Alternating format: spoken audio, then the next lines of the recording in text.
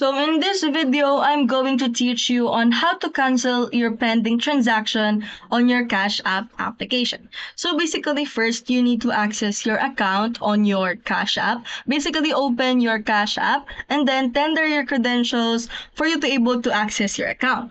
And once your account is already accessed, you will be navigating to the clock section, which is located at the bottom right corner.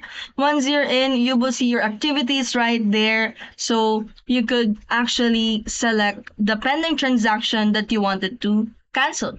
So after you select that one, you'll be navigating to the top right corner, which is the three dots, and this will pop up on your screen. There are a few options below, which is the cancel payment, view profile, and their support. So for this time, we are going to click on the cancel payment for you to able to cancel the transaction or your pending transaction. And after you click the cancel payment, your transaction will be automatically voided.